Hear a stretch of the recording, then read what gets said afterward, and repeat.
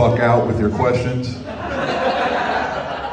And I want to explain because a lot of y'all are like, well, fuck you, dude. You look at how tall you are. You should be happy. You should be proud. And I am. Trust me, it's gotten me so much pussy. I cannot tell you how good it's worked out for me. But, you know, I'll give you an example. If I go outside, if I meet other people, I get these questions every day, all day.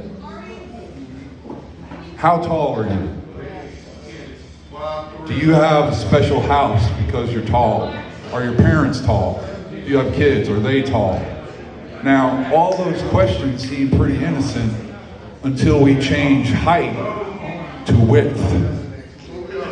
Now let's ask those questions again, shall we? Damn, you're fat.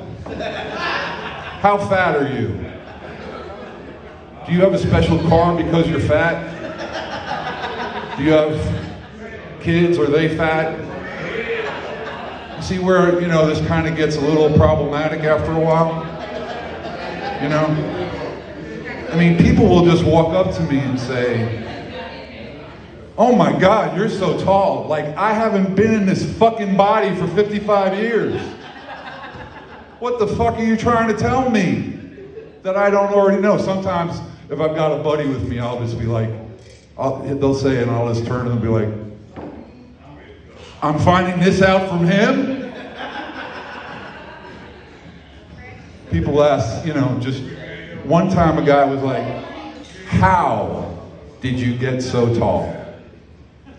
And without breaking, I was like, well, I lived next to a toxic waste dump when I was a kid. I honestly got off easy. My sister's got 3 tits and 2 pussies.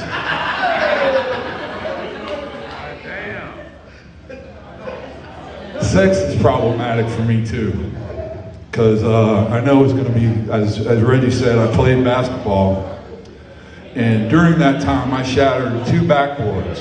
Yeah. And 3 pelvises. And I don't know if you don't have health insurance, it's really expensive to replace a pelvis out of network. That shit is expensive. So I had to make a decision that I had to, you know, set some levels. So if you're under 150 pounds like that young lady right there, you would need to show me proof of insurance.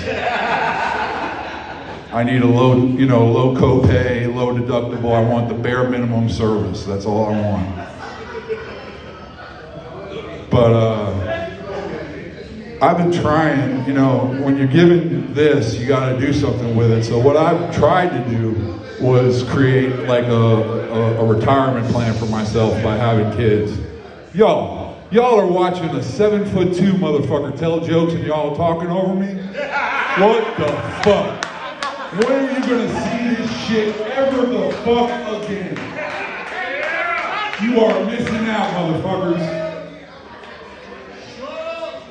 So, what I'm trying to do, you know, there are some ladies in the room, some of y'all might have been former athletes. I am offering lottery pick injections. Basically what that means is that we have sex, we wait 20 years and see if we can't come up with a lottery pick or maybe the heavyweight champion of the WWE.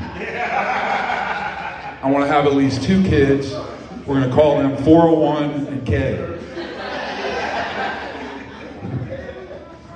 You know that thing everybody says, fuck around and find out? Yeah. I'm pretty sure that should be the name of my sex tape. I'm going to do my impression of every woman I've ever had sex with. You ready?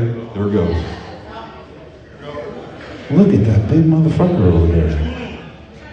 Becky, I bet you he's got a big cock. I'm going to fuck around and find out.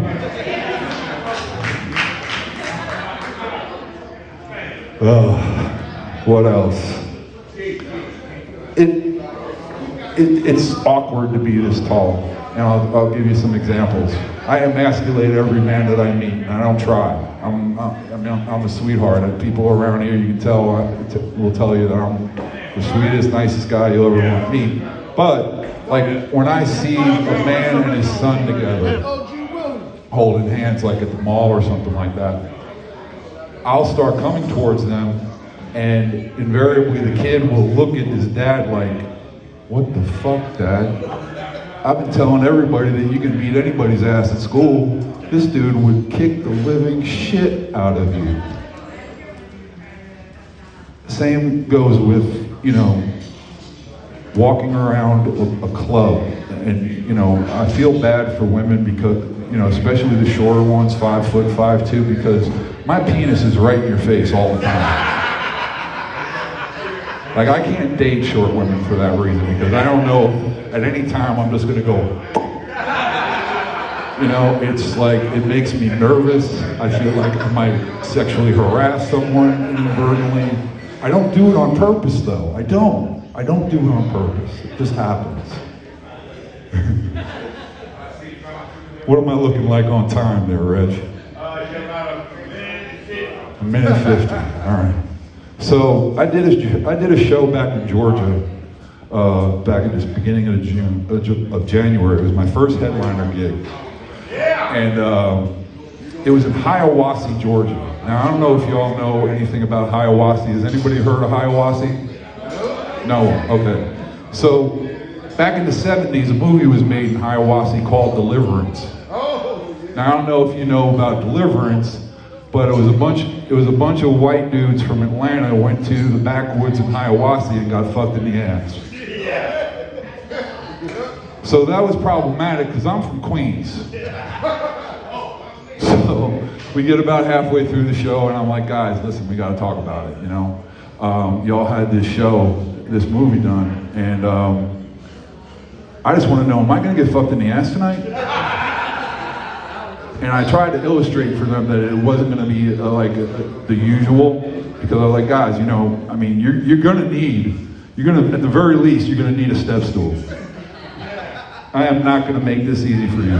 It is not going to line up.